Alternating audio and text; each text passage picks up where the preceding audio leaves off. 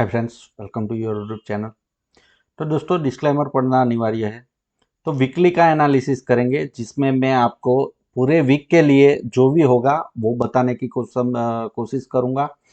और उसके साथ साथ में तीन चार स्टॉक भी दूंगा जो अगले वीक के लिए आप स्विंग के लिए मतलब चार पांच ट्रेडिंग सेशन के लिए बाई करके बैठ सकते हैं, जो ब्रेकआउट के लिए ये आपको अच्छे से काम में आएंगे।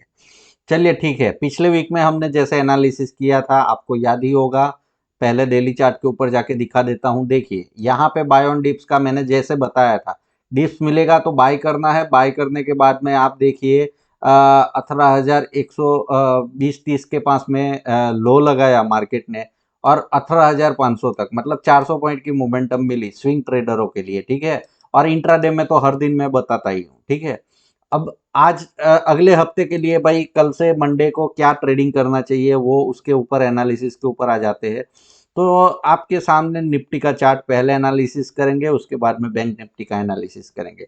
6 महीने का ट्रेंड, हमको ज़्यादा कुछ पीछे देखना नहीं है। 6 महीने में क्या हो रहा है वही देखना है। देखिए मार्केट ने यहाँ पे बॉटम बनाया, आपको क्लियर दिखेगा। यहाँ से एक मोमेंटम आया है, उसके बाद में रिट्रेसमेंट आया, यहाँ पे बॉटम बनाया, और अभी मार्केट यहाँ पे जा रहा है। ठीक है, पिछले वीक में क्या हुआ वो उसके ऊपर आएंगे। पहले ये जो स्ट्रक्चर है वो समझिए कि हायर हाई का स्ट्रक्चर है, मतलब क्लियर कट पिछले 6 महीने से अप ट्रेंड में है। तो डाउन के बारे में सोचने की कोई बड़ी वजह ही नहीं है। ठीक है, तो आपको अप के बारे में ही सोचना है, डाउन के बारे में सोचना नहीं है, क्योंकि अप ट्रेंड है, क्लियर आपको दिख रहा है पिछले 6 महीने से। चलिए पिछले 3-4 कैंडल क्या कर रहे हैं वो देख लेते हैं। अब हम करंट के ऊपर धीरे धीरे एक आध महीने में आ जाते हैं, 1-1.5 महीने में मार्केट ने क्या किया। ठीक है, मार्केट ने यहाँ पे लो लगाया और उसके बाद में कंटिन्यूस 4-5 कैंडल बुलिश बने हैं।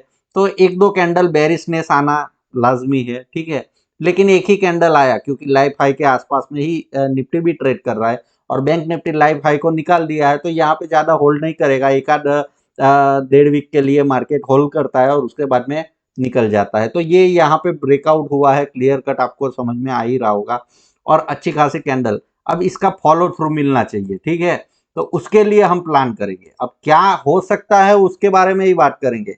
जो होने वाला होगा वो मंडे को जैसे ही ट्रेडिंग होगा तो मंगलवार को हम पकड़ लेंगे। मंगलवार का एनालिसिस आप देख लेना। ठीक है, अभी के लिए जो दिख रहा है, पॉजिटिव चीजें जो दिख रही है, उसी के ऊपर पैसे बनते हैं।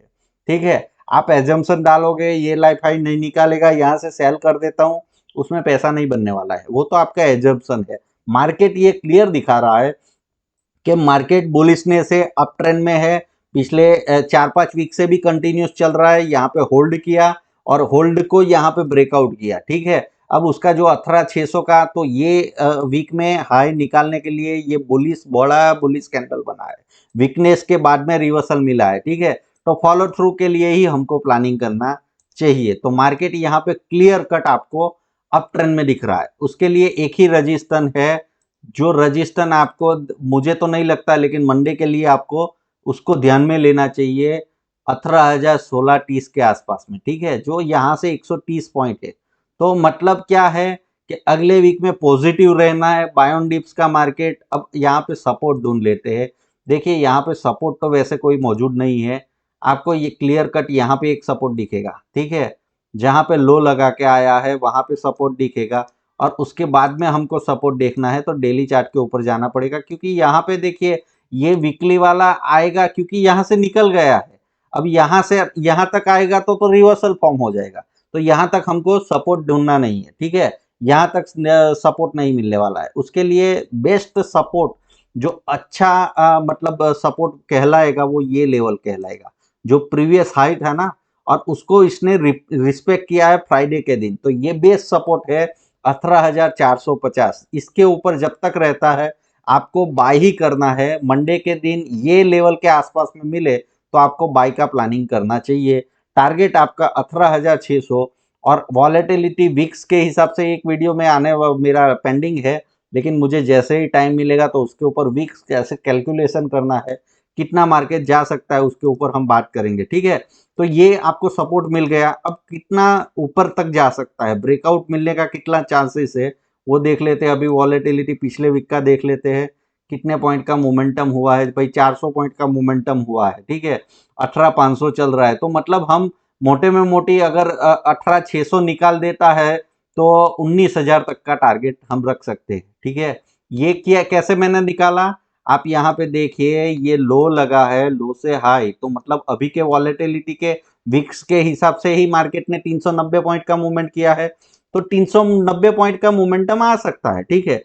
और यहां से हम कैलकुलेट करते हैं, मानिए 400 से कैलकुलेट करते हैं 400 पॉइंट, तो 18,800 के आसपास में पहला टारगेट आप 600 ले लो और उसके बाद में 800 ले लो, ठीक है। दो टारगेट रख लो अगले वीक के लिए, अगर ऊपर की साइड निकलता है तो। नीचे तो अभी कोई बात ही नहीं करते जब तक रिवर्सल नहीं होता है तब तक, ठीक है।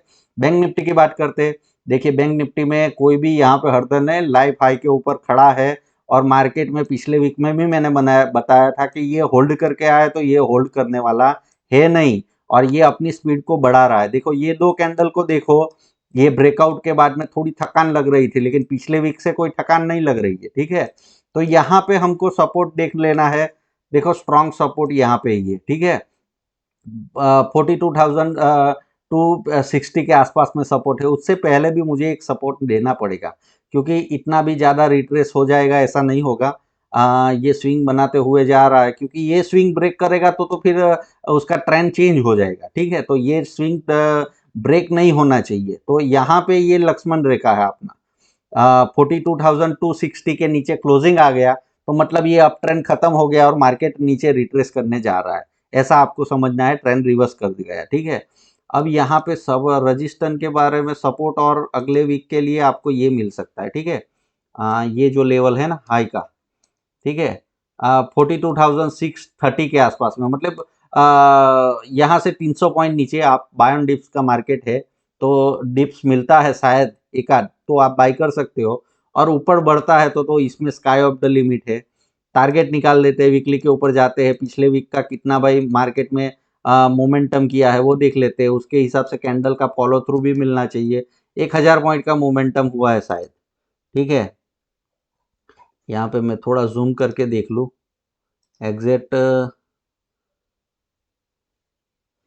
ओके, 1,000 पॉइंट के आसपास में मोमेंटम हुआ है पिछले वीक में, तो हम 800 पॉइंट यहाँ से मान सकते हैं, ठीक है। और 42,600 से 800 पॉइंट गिनोगे तो 43,500 के आसपास में टारगेट रख सकते हो, ठीक है। उससे ज़्यादा ही 44,000 तक आप टारगेट ले लो, क्योंकि 42,900 43,500 के आसपास में पहला टारगेट, और दूसरा टारगेट 44,000 तक का आपका मार्केट जा सकता है। अब यहाँ से रिवर्सल करेगा, ऐसा कुछ करेगा तो उसकी बात करेंगे। अभी पॉजिटिव दिख रहा है, सब कुछ पॉजिटिव है, तो नेगेटिव की बात करने का कोई मतलब नहीं। मार्केट नदी का बहाव जिस दिशा में है वही दिशा में आप काम करोगे, तभी आसानी से तैरोगे, और पैसा भी वैसे ही बनता है, ठीक है। ट्रेड विद द ट्रेंड, कैल्फिन हॉर्न, ठीक है, पहला स्टॉक है हमारा। डेली चार्ट के ऊपर आपको क्लियर दिख रहा होगा। इसका प्राइस स्ट्रक्चर पहला थोड़ा ड्रॉ करके मैं आपको दिखा देता हूं। देखिए मार्केट यहाँ पे रजिस्टेंस फेस कर रहा था, अच्छा खासा फ्राइडे के दिन इसने ब्रेकआउट दिया है बुलिश कैंडल के साथ में, तो फॉलो थ्रू मिला। तो ये अगले वीक के लिए आपको टारगेट भी दे देता हूँ, ठीक है। अच्छा खासा टारगेट इसके निकल रहे वीकली के हिसाब से। मैं यहाँ पे टारगेट दे दूँ आपको, देखिए 574 का आपका पहला ही टारगेट मिल जाएगा, ठीक है, अगले वीक के लिए। और उसके भी ऊपर निकलता है तो दूसरा टारगेट आप यहाँ कहीं ले सकते हो, ठीक है, 583 तक।